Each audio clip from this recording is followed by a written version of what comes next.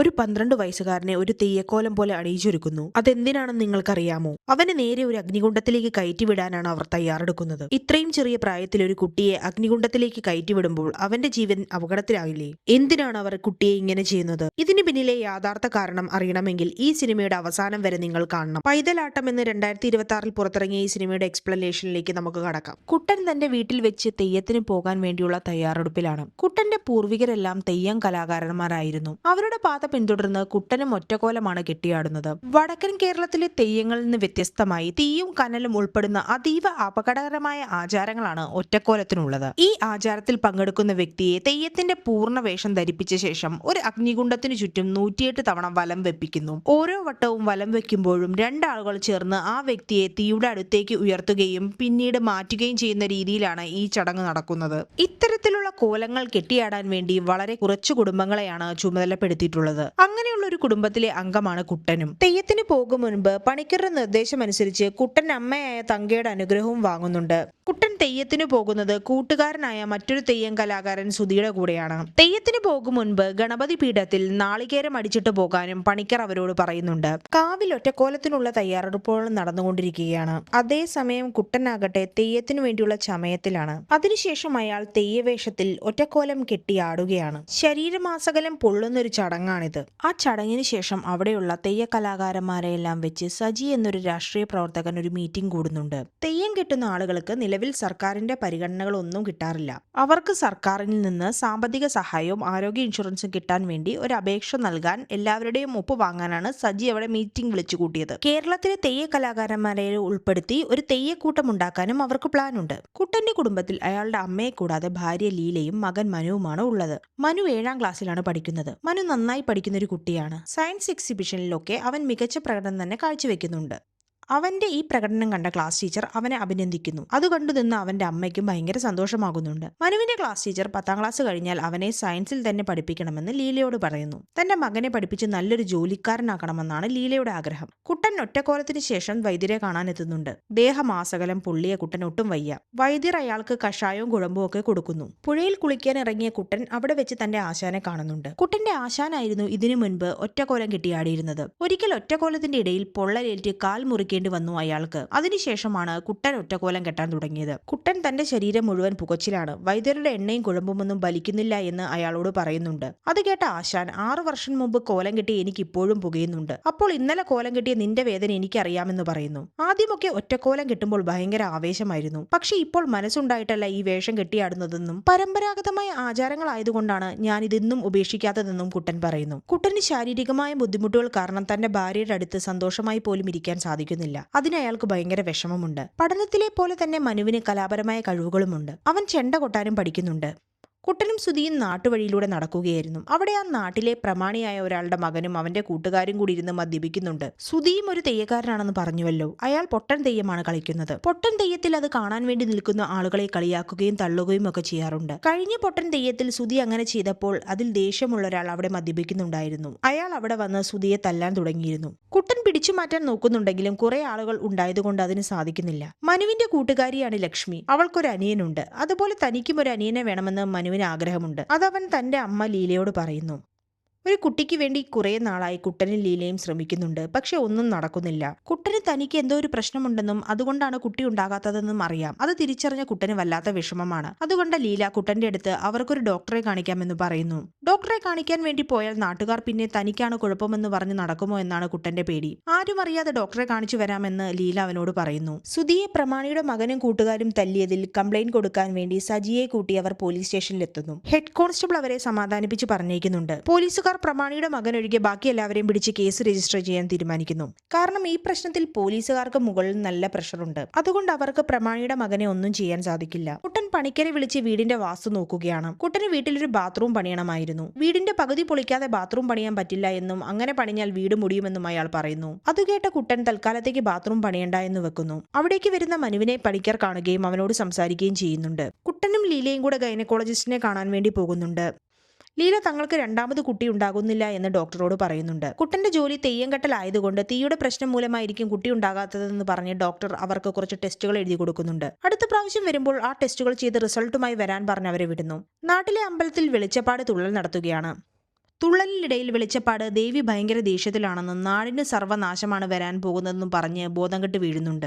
ഇത് കണ്ട് ടെൻഷനായ ആ നാട്ടിലെ പ്രമാണി പണിക്കരെ വിളിക്കുന്നു. പണിക്കർ അവിടെത്തി കവടി നിരത്തി പ്രശ്നം വെച്ച് നോക്കുന്നുണ്ട്. എന്നിട്ട് ദേവി കോപം കാണുന്നുണ്ടെന്നും ദേവി പ്രസാദിക്കണമെങ്കിൽ പെരുങ്കളിയാട്ടം നടത്തണമെന്നും അയാൾ പറയുന്നു. 39 തെയ്യങ്ങളാണ് പെരുങ്കളിയാട്ടത്തിന് വേണ്ടത്. അതിൽ 6 ബാലതെയ്യങ്ങളും ഒരു ബാലചാമുണ്ടിയും വേണമെന്ന് പണിക്കർ പ്രമാണിയോട് പറയുന്നു. ഒറ്റക്കോലം ചെയ്യുന്ന അതേ കാര്യം തന്നെയാണ് ബാലചാമുണ്ടിയും ചെയ്യുക. ചെറിയ കുട്ടിയെ കൊണ്ടാണ് ബാലചാമുണ്ടിയിൽ തെയ്യം കെട്ടുകയും അഗ്നിയിൽ പ്രവേശിപ്പിക്കുകയും ചെയ്യുക. പണിക്കർ പറഞ്ഞത് കേട്ട് പ്രമാണി ആരാണ് ബാലചാമുണ്ടിയാകുക എന്ന് ചോദിക്കുന്നു. അത് കേട്ട പണിക്കർ കുട്ടന്റെ മകൻ മനു ബാലചാമുണ്ടിയാകട്ടെ എന്ന് പറയുന്നു. അത് കേട്ട് കുട്ടൻ ഞെട്ടുന്നുണ്ട്. തന്റെ മകന് വെറും 12 വയസ്സ് മാത്രമേ പ്രായമുള്ളൂവെന്നും ഈ വയസ്സിൽ അവൻ എങ്ങനെ ഒറ്റക്കോലം കിട്ടുമെന്നും കുട്ടൻ ചോദിക്കുന്നുണ്ട്. അപ്പോൾ പണിക്കർ ഇത്ര പേരുണ്ടായിട്ടും നിന്റെ മകനാണ് ഈ ഭാഗ്യം കിട്ടിയതെന്നും ഇത്ര ചെറുപ്പത്തിൽ പട്ടും വളയും കിട്ടുന്ന ഭാഗ്യം തള്ളിക്കളയരുതെന്നും അവനോട് പറയുന്നുണ്ട്. നാടിനും നാട്ടുകാർക്കും വേണ്ടിയാണ് ഈ പെരുങ്കളിയാട്ടമെന്നും ഇതിനിടയിൽ വരരുതെന്ന് കുട്ടനോട് പ്രമാണിയും പറയുന്നുണ്ട്. ഇനി എന്തു പറയുമെന്ന് വിചാരിച്ച് കുട്ടൻ മിണ്ടാതെ നിൽക്കുന്നു. അപ്പോൾ അവർ മനുവിനെ തന്നെ ബാലചാമുണ്ടിയായി ഉറപ്പിക്കുന്നുണ്ട്. സുധിയുടെ ഭാര്യ ലീലയുടെ അടുത്ത് മനുവിന് ഭയങ്കരമായിട്ടൊരു ഭാഗ്യമാണ് കിട്ടിയതെന്നും ചെറുപ്പത്തിൽ തന്നെ പട്ടും വളയും വാങ്ങുന്നതും ബാലചാമുണ്ടിയാകുന്നതും സൗഭാഗ്യമാണെന്ന് പറഞ്ഞു. പക്ഷെ ഇതൊക്കെ കേൾക്കുന്ന ലീലയ്ക്ക് ദേഷ്യമാണ് വരുന്നത്. അങ്ങനെ ദേഷ്യപ്പെട്ട് വീട്ടിലെത്തിയ ലീല തന്റെ മകനെ തീയിലിടാൻ വേണ്ടിയല്ല താൻ വളർത്തിയതും പഠിപ്പിക്കുന്നതെന്നും പറയുന്നുണ്ട്. ലീല തന്റെ മകൻ ചെറിയ കുട്ടിയായിരുന്ന മുതൽ അവനെ നോക്കി വളർത്തിയ കാര്യങ്ങൾ ആലോചിക്കുകയാണ്. അവൾക്ക് തന്റെ മകനെ പെരുങ്കളിയാട്ടത്തിന് വിടാൻ ഒട്ടും താല്പര്യമില്ല. അവനെ അതിൽ വിടുന്നത് ആലോചിച്ച് അവൾ ഒത്തിരി സങ്കടപ്പെടുന്നുണ്ട്. അതേസമയം കുട്ടന്റെ ആശാൻ മനുവിന് തെയ്യത്തിന്റെ കാര്യങ്ങളൊക്കെ പഠിപ്പിച്ചു കൊടുക്കാൻ അവിടെ എത്തുന്നു. മനു പഠിച്ച കാര്യങ്ങളൊക്കെ മനു ആശാനു പറഞ്ഞു കൊടുക്കുന്നുണ്ട്. മനു സമർത്ഥനായതിനാൽ എല്ലാ കാര്യങ്ങളും അവൻ പെട്ടെന്ന് തന്നെ പഠിക്കുന്നു. ക്ഷേത്രത്തിന്റെ ഭാരവാഹികൾ പോലീസ് സ്റ്റേഷനിലെത്തി പെരുങ്കളിയാട്ടത്തിന് പോലീസുകാരെ നേരിട്ട് ക്ഷണിക്കുകയാണ്. പോലീസുകാരുടെ സൈഡിൽ നിന്ന് എല്ലാ സഹായങ്ങളും ഉണ്ടാകുമെന്ന് അവർ ഉറപ്പു നൽകുന്നുണ്ട്. സ്കൂളിലെത്തിയ മനുവിനെ എല്ലാവരും തൊഴുതുകൊണ്ടു പോകുന്ന കാണുന്നത് അവന് വല്ലാത്ത സ്ട്രെയിഞ്ചായി തോന്നി. ക്ലാസ്സിലെത്തിയ അവനെ കണ്ട് കുട്ടികളെല്ലാം തൊഴുതുകൊണ്ട് എഴുന്നേറ്റ് നിൽക്കുന്നു. ബെഞ്ചിലിരുന്ന അവനോട് ക്ലാസ്സിലെ കുട്ടികൾ ആരും മിണ്ടുന്നേയില്ല. അവരൊക്കെ അവനെ ഒരു ഭയഭക്തിയോടുകൂടിയാണ് കാണുന്നത്. അപ്പോഴേക്കും അവന്റെ ക്ലാസ് ടീച്ചർ അവിടെ എത്തുന്നു. അവനെ കണ്ട് അവരും കൈകൂപ്പി തന്നെ നിൽക്കുകയാണ്. തന്റെ അനിയൻ വണ്ടിയിൽ നിന്ന് വീണ് 2 വർഷമായി കിടപ്പിലാണെന്നും അവൻ എങ്ങനെയെങ്കിലും എഴുന്നേച്ചു നടക്കണമെന്നുമാണ് തന്റെ ഇപ്പോഴത്തെ പ്രാർത്ഥന എന്ന് അവർ പറഞ്ഞു. ഇതൊക്കെ കേട്ട് മനുവിന്റെ കണ്ണുകൾ നിറയുന്നുണ്ട്. എന്തിനാണ് എല്ലാവരും എന്റെ അടുത്ത് ഇങ്ങനെയൊക്കെ പെരുമാറുന്നതെന്ന് അവൻ ആലോചിച്ചിട്ട് മനസ്സിലാകുന്നതേയില്ല. വീട്ടിലെത്തിയ മനു അമ്മയോട് ഇപ്പോൾ ആർക്കും എന്നെ ഇഷ്ടമല്ല. സ്കൂളിൽ എന്നെ കാണുമ്പോൾ ടീച്ചറും കുട്ടികളും എല്ലാം കൈകൂപ്പി എഴുന്നേറ്റ് നിൽക്കുകയാണ്. അതുകൊണ്ട് ഞാൻ ഇനി സ്കൂളിൽ പോകില്ല എന്ന് പറയുന്നു. ലീല അവൻ പറയുന്നത് കേട്ട് സങ്കടപ്പെട്ട് ഇരിക്കുകയല്ലാതെ ഒന്നും പറയുന്നില്ല. എങ്ങനെയാണ് ലീലയ്ക്ക് മനുവിനെ ഇതൊക്കെ പറഞ്ഞു മനസ്സിലാക്കാൻ സാധിക്കുക? അപ്പോഴേക്കും മനുവിന്റെ കൂട്ടുകാരി ലക്ഷ്മി അവളുടെ അനുജത്തിയും കൊണ്ട് അവിടേക്ക് വരുന്നു. എന്നിട്ട് അവൾ മനുവിനെ കളിക്കാൻ വേണ്ടി വിളിക്കുന്നുണ്ട്. അപ്പോൾ ലീല അവളുടെ കൂടെ കളിക്കാൻ വേണ്ടി അവനോട് പോകാൻ പറയുന്നു. മനു അവരുടെ കൂടെ പുറത്തേക്ക് പോകാൻ നിൽക്കുമ്പോഴേക്കും തങ്ക അവിടെ വന്ന് അവനോട് കളിക്കാൻ പോകാൻ പാടില്ല എന്ന് പറയുന്നു. മനു വ്രതമെടുത്തതാണെന്നും ആചാരപ്രകാരം കുറെ പഠിക്കാനുള്ളതുകൊണ്ട് കളിച്ചു കളയാൻ അവന് സമയമില്ലെന്നും അവർ പറഞ്ഞു. അത് കേട്ട് വന്ന ലീല തങ്കയോട് ദേഷ്യപ്പെടുന്നുണ്ട്. മനു കളിക്കാൻ പൊക്കോട്ടെ എന്നും തന്റെ മകന് കളിക്കാനും പഠിക്കാനുമുള്ള സമയത്ത് അവനെ തീയിൽ തുള്ളിക്കുകയാണ് ഇവർ ചെയ്യുന്നതെന്ന് ലീല പറഞ്ഞു. തങ്കയും ലീലയും തമ്മിൽ വഴക്കുണ്ടാകുന്നത് കണ്ട ലക്ഷ്മി അവിടെ നിന്ന് പോകുന്നു. തെയ്യത്തിന്റെ കാര്യങ്ങൾ തുടർച്ചയായി പഠിക്കുന്നത് കൊണ്ട് മനു രാത്രിയിൽ ഇടയ്ക്കിടെ തെയ്യത്തിന്റെ സ്വപ്നം കണ്ട് ഞെട്ടിയുണരുന്നുണ്ട്. അടുത്ത ദിവസം ലീലയുടെ അമ്മയും അനിയനും അവരെ കാണാൻ വീട്ടിലെത്തുന്നു. അവർ ലീലയും മനുവിനെയും അവരുടെ വീട്ടിലേക്ക് കുറച്ചു ദിവസം നിർത്താൻ വേണ്ടി കൊണ്ടുപോകണമെന്ന് പറയുന്നുണ്ടെങ്കിലും തങ്ക സമ്മതിക്കുന്നില്ല. വ്രതം നോക്കാനും പഠിക്കാനും ഉള്ളതുകൊണ്ട് മനുവിനെ ഇവിടെ നിർത്തി ലീലയെ വേണമെങ്കിൽ വീട്ടിലേക്ക് കൊണ്ടുപോയിക്കൊള്ളാൻ അവർ പറയുന്നുണ്ട്. താൻ എവിടെയും വരുന്നില്ല എന്ന് പറഞ്ഞ് ലീല ദേഷ്യപ്പെട്ട് അവിടെ നിന്ന് പോകുന്നു. പെരുങ്കളിയാട്ടത്തിന്റെ അന്ന് വരാമെന്ന് പറഞ്ഞ് ലീലയുടെ അമ്മയും ആങ്ങളെയും അവിടെ നിന്ന് പോയി. മനുവിന് വീട്ടിൽ വെച്ച് അഗ്നികുണ്ഡത്തിലേക്ക് ചാടുന്നതിന്റെ ട്രെയിനിങ് ചെയ്യാൻ തുടങ്ങിയിരുന്നു. ആശാന്റെ അടുത്തുനിന്ന് അനുഗ്രഹം വാങ്ങി അവൻ പ്രാക്ടീസ് തുടങ്ങി. മനുവിന്റെ അരയിൽ ഒരു ചുവന്ന തുണി കെട്ടി ആ തുണിയുടെ 2 അറ്റം 2 ആളുകൾ പിടിച്ച് അവനെ മുന്നിലേക്കും മുകളിലേക്കും തള്ളുകയും പിടിക്കുകയും ചെയ്താണ് പരിശീലിക്കുന്നത്. ആ പരിശീലനത്തിന്റെ ഇടയിൽ മനു തളർന്നു വീഴുന്നുണ്ട്. വിളിച്ചിട്ടും മനു എഴുന്നേൽക്കുന്നില്ലായിരുന്നു. ആദ്യ പ്രാവശ്യം പരിശീലിക്കുന്നത് കൊണ്ടാണ് ഇങ്ങനെ സംഭവിക്കുന്നതെന്ന് ആശാൻ പറയുന്നുണ്ട്. മനുവിന്റെ മുഖത്ത് വെള്ളം തളിച്ചിട്ടും അവന് ബോധം വരുന്നില്ല. അതുകൊണ്ട് ടെൻഷനായ ലീല മനുവിനെ എടുത്തുകൊണ്ട് കുട്ടനെയും കൂട്ടി ഓട്ടോറിക്ഷയിൽ ആശുപത്രിയിൽ എത്തുന്നു. കുട്ടിയെ പരിശോധിക്കാൻ വേണ്ടി ലീലയും കുട്ടനെയും ഡോക്ടർ പുറത്തു നിർത്തുന്നു.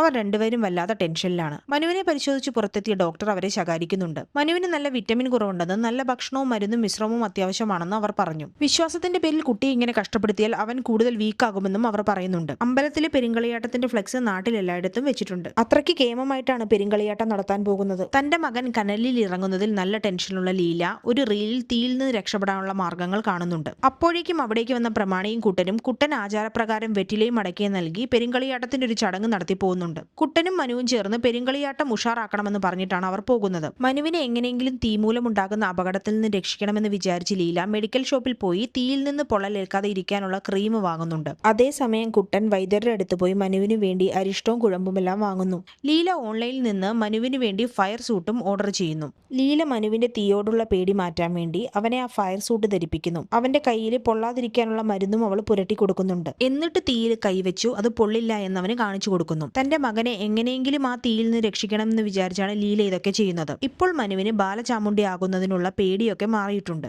അങ്ങനെ പെരുങ്കളിയാട്ടത്തിന്റെ ആദ്യ ദിവസം വന്നെത്തി. ആദ്യ ദിവസം തന്നെ കുറെ അധികം തെയ്യങ്ങൾ അവിടെ ആടുന്നുണ്ട്. കളിയാട്ടം കാണാൻ വേണ്ടി ആളുകൾ തടിച്ചുകൂടിയിരുന്നു. അപ്പോൾ രണ്ട് ചെണ്ടക്കാർ ഈ പെരുങ്കളിയാട്ടത്തെക്കുറിച്ച് സംസാരിച്ചുകൊണ്ടിരിക്കുകയാണ്. അവിടേക്ക് സജി എത്തുന്നുണ്ട്. അപ്പോൾ അതിലൊരാൾ അയാളോട് കുട്ടന്റെ കുട്ടിയുടെ ഒറ്റക്കോലം കാണാൻ പോകുന്നില്ലേ എന്ന് ചോദിക്കുന്നു. അത് കേട്ട സജി നമ്മുടെ കൂട്ടത്തിലെ ഈ ചെറിയ കുട്ടികളെ കൊണ്ട് തെയ്യം കെട്ടിക്കുന്നതും തീയിലേക്ക് വിടുന്നത് ശരിയല്ല എന്ന് പറയുന്നു. അവിടെ ഉണ്ടായിരുന്ന ചെണ്ടക്കാരൻ ആശാൻ ആരെങ്കിലും സജി ഈ പറയുന്നത് കേട്ടുകഴിഞ്ഞാൽ പ്രശ്നമാകുമെന്ന് പറയുന്നു. തനിക്ക് ആരെയും പേടിയില്ലെന്നും തന്റെ അഭിപ്രായം താൻ പറയുമെന്നും സജി പറഞ്ഞു. കുട്ടി വ്രതമെടുത്തിട്ടല്ലേ തീയിലേക്ക് പോകുന്നത്, അപ്പോൾ അവൻ ഒന്നും പറ്റില്ല എന്ന് ചെണ്ടക്കാരൻ ആശാൻ പറയുന്നു. ഇത് കേട്ട സജി വ്രതമെടുത്തതിന് ശേഷം നടന്ന അപകടങ്ങളെക്കുറിച്ച് ആശാന്റെ അടുത്ത് പറയുന്നുണ്ട്. സജി ഇങ്ങനെ തർക്കുത്തരം പറയുന്നത് കേട്ട് ആശാൻ അവിടുന്ന് ദേഷ്യപ്പെട്ട് ഇറങ്ങിപ്പോകുന്നു. പെരുങ്കളിയാട്ടത്തിന്റെ അവസാന ദിവസമായിരുന്നു മനു ബാലചാമുണ്ടിയായിട്ട് തെയ്യം കിട്ടുന്നത്.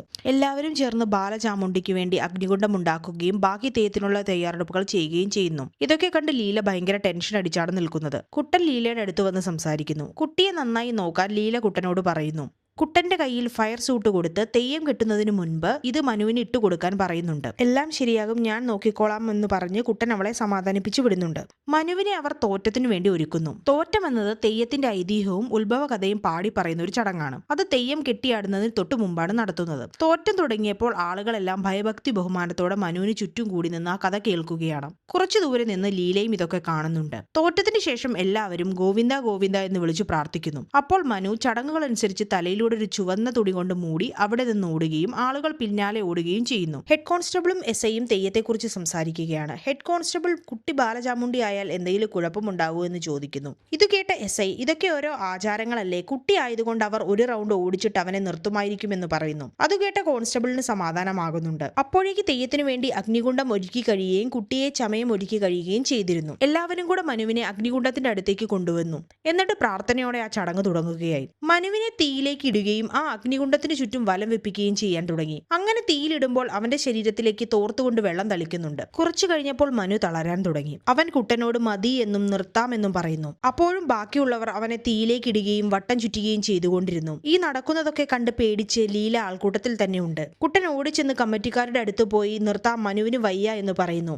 അപ്പോൾ 88ാമത്തെ പ്രദക്ഷിണമേ ആയിട്ടുള്ളൂ, 108 എണ്ണമാണ് ചെയ്യേണ്ടതെന്നും അത് കഴിഞ്ഞ് മാത്രമേ നിർത്താൻ പറ്റുകയുള്ളൂന്നും അവർ പറയുന്നുണ്ട്. അത് കേട്ട കുട്ടൻ നിസ്സഹായതയോടെ അവിടെ നിന്ന് ഇറങ്ങിപ്പോയി. മനുവിന്റെ അവസ്ഥ മോശമായി എന്ന് മനസ്സിലാക്കിയ ലീല പൂജാമുറിയിൽ പോയി നോക്കുമ്പോൾ ഫയർ സൂട്ട് അവിടെ തന്നെ ഉണ്ടായിരുന്നു. അത് കണ്ടപ്പോൾ ലീലയ്ക്ക് ഇത് പ്രശ്നമാണെന്ന് മനസ്സിലായി. അവൾ ഓടിച്ചെന്ന് ഹെഡ് കോൺസ്റ്റബിളിന്റെ അടുത്തെത്തി മനുവിന് ഒട്ടും വയ്യ, ഇതൊന്ന് നിർത്താൻ വേണ്ടി കമ്മിറ്റിക്കാരുടെ അടുത്ത് പറയാൻ വേണ്ടി അപേക്ഷിക്കുന്നു. ഹെഡ് കോൺസ്റ്റബിൾ പോയി കമ്മിറ്റിക്കാരുടെ അടുത്ത് നിർത്താൻ പറയുന്നുണ്ടെങ്കിലും 108 പ്രദർശനം ആവാതെ അവർ നിർത്തുകയില്ല എന്ന് അയാളോടും പറഞ്ഞു. അങ്ങനെ 108ാമത്തെ അഗ്നി പ്രദർശനമായി. അതോടുകൂടി അവർ നിർത്തുകയും മനു ബോധം കെട്ട് വീഴുകയും ചെയ്തു. തീപ്പൊള്ളലേറ്റ് മനു അപ്പോഴേക്ക് മരിച്ചിരുന്നു. കുട്ടൻ അവിടേക്ക് എത്തി മനുവിനെ പിടിച്ചെഴുന്നേപ്പിച്ച് ഉറക്കെ കരയാൻ തുടങ്ങി. അപ്പോഴേക്കും അവിടെ എത്തിയ ലീല മനു മരിച്ചെന്ന് കണ്ടതോടെ ബോധം കെട്ട് വീഴുന്നുണ്ട്.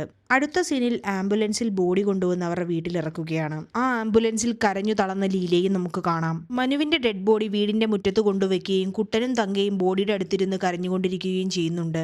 അപ്പോൾ മനുവിന്റെ സ്കൂളിലെ കുട്ടികൾ അവനെ അവസാനമായി കാണാൻ അവിടെ എത്തുന്നു. ആ വന്ന കുട്ടികളും അവനെ കണ്ട് കരയുകയാണ്. അവിടെ ഉണ്ടായിരുന്ന പ്രമാണി കർമ്മിയോട് നല്ല രീതിയിൽ കർമ്മങ്ങൾ നടത്താനും അവൻ നമ്മുടെ ദൈവമാണെന്നും പറയുന്നു. എന്നിട്ട് പെട്ടെന്ന് തന്നെ ചടങ്ങ് നടത്തി അവിടെ നിന്ന് പോകണമെന്നും അമ്പലത്തിൽ പ്രതിഷ്ഠയുടെ പണിയുണ്ടെന്നും അയാൾ പറയുന്നു. അപ്പോൾ അവിടേക്ക് എസ് ഐ വരുന്നു. എന്നിട്ട് അയാൾ കുട്ടനെ വിളിപ്പിക്കുന്നുണ്ട്. ഒരു പേപ്പർ കൊടുത്തിട്ട് ഡെഡ് ബോഡി മെഡിക്കൽ കോളേജിൽ കൊടുക്കാൻ വേണ്ടി ലീല അതിൽ ഒപ്പിട്ടിട്ടുണ്ടെന്നും കുട്ടനോട് കൂടി അതിൽ ഒപ്പിടാനും പറയുന്നു. അത് കേട്ട പ്രമാണി ആ ഡെഡ് ബോഡി തങ്ങളുടെ ദൈവമാണെന്നും ദൈവത്തെ വിട്ടുതരില്ല എന്നും പറയുന്നു. അങ്ങനെ നാട്ടുകാരും പോലീസുകാരും തമ്മിൽ വാക്കുതർക്കത്തിൽ ഏർപ്പെടുന്നു. ഇതൊക്കെ കണ്ട് കരഞ്ഞുകൊണ്ടിരുന്ന കുട്ടൻ പെട്ടെന്ന് തെയ്യം പ്രവേശിച്ച പോലെ പെരുമാറാൻ തുടങ്ങി. എന്നിട്ട് അവൻ എന്റെ കുഞ്ഞിനെ ദൈവമാക്കേണ്ട എന്നും എന്റെ കുഞ്ഞിന്റെ പേരിൽ ഇനി ഒരിക്കലും ഒരിക്കലും വേറൊരു കുട്ടിയെയും തീയിലിടണ്ട എന്നും പറയുന്നു. എന്നിട്ട് തന്റെ ഭാര്യ പറഞ്ഞതുപോലെ തന്നെ മനുവിന്റെ ഡെഡ് ബോഡി മെഡിക്കൽ കോളേജിന് കൊടുത്താൽ മതിയെന്ന് പറഞ്ഞ് ബോധം കെട്ട് താഴെ വീഴുന്നു. ഇതൊക്കെ കേട്ട് അപ്പോൾ അവിടെ ഉണ്ടായിരുന്ന പ്രമാണി ഒന്നും മിണ്ടാതെ അവിടെ നിന്ന് പോകുന്നുണ്ട്. അതിനുശേഷം പോലീസുകാരെല്ലാവരും ചേർന്ന് കുട്ടിയുടെ ബോഡി ആംബുലൻസിൽ കയറ്റി കൊണ്ടുപോകുന്നു. ആ പോകുന്ന ആംബുലൻസിന്റെ പിന്നാലെ ലീലയും പോകുന്നതോടെ ഈ മൂവി ഇവിടെ അവസാനിക്കുന്നു. പൈതലാട്ടം എന്ന ഈ മൂവിയുടെ എക്സ്പ്ലനേഷൻ നിങ്ങൾക്ക് ഇഷ്ടപ്പെട്ടിട്ടുണ്ടെങ്കിൽ ഞങ്ങളുടെ ചാനൽ സബ്സ്ക്രൈബ് ചെയ്യുക. ഇനി ഇങ്ങനെയുള്ള ഒരു അടുത്ത വീഡിയോയുമായിട്ട് വരുന്നവരെ ടേക്ക് കെയർ ആൻഡ് ബൈ.